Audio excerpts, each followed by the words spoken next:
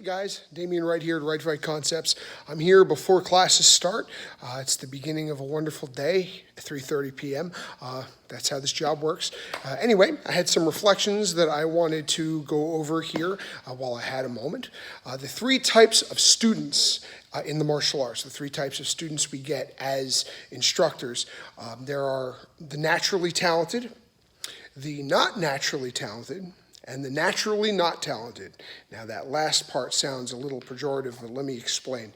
So the naturally talented. These are people who come to any activity, martial arts or otherwise, with an incredible array of physical gifts and attributes that allow them to compete at a high level, adjust to new skills at a high level and at an accelerated rate.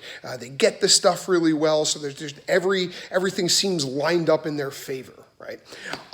Those students are awesome, at least on the surface. They come in, they assimilate your material, they assimilate the material of the art, and they just have a great time.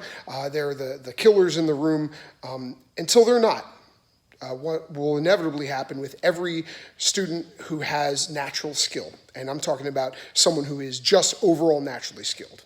I'll get into the others later. So this student will often hit a wall because their natural skill can only take them so far, up to a point where then they have to start working to achieve better results in the art, working to achieve more technical advantages over people, or in the case of drills, over concepts that require more time to think about, more time to deal with on its own level, not just sheer athleticism and base talent.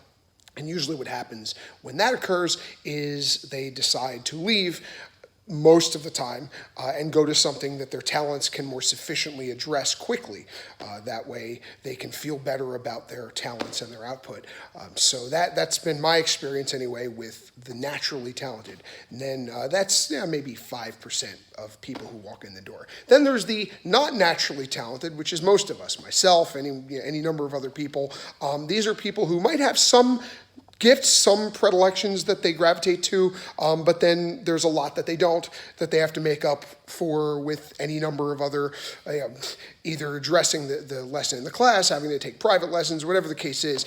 There are gaps that they have to fill, and these gaps are filled by work. And so there's an imbalance that can occur sometimes with people like that, where they go towards the things that they gravitate to naturally and try to steer away from the things that they don't gravitate to or that they don't find naturally helpful or that they're naturally good at or confident in.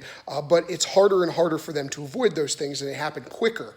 They don't spend as much time in that wonderful mountain phase of accomplishment, and they're forced to address them, and then they have to address them and assimilate them better, at which point they end up progressing in the skill set.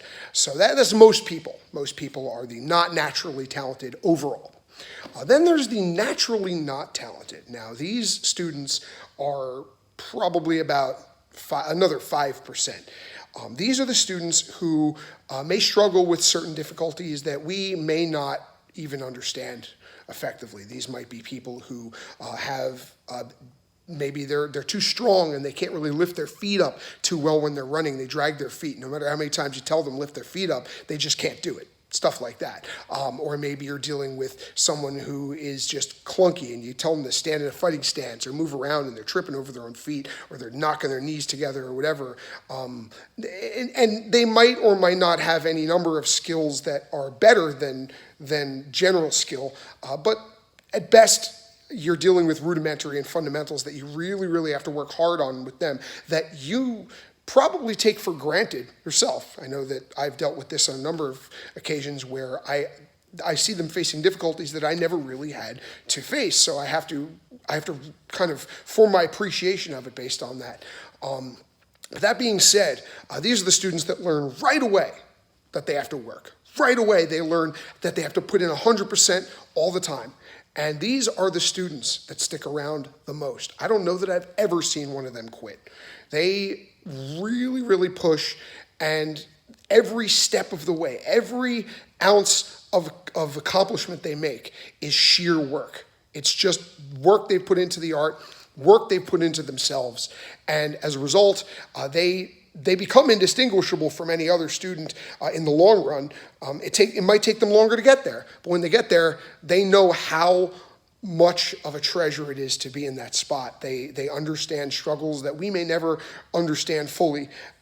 And these people are, in my opinion, the ones that really, really have the best capacity to give back to the art or any martial art they train in or any physical activity they're involved in, because they've learned the most details about it at the most fundamental level.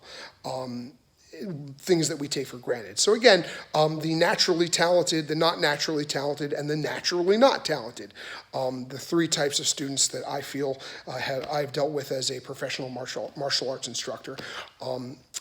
Comment below, let me know if any of this resonates with you, if you don't like the analysis, if you have other ideas, other types of students that have walked through your door, but it's my reflection of the day. So enjoy your day and happy training.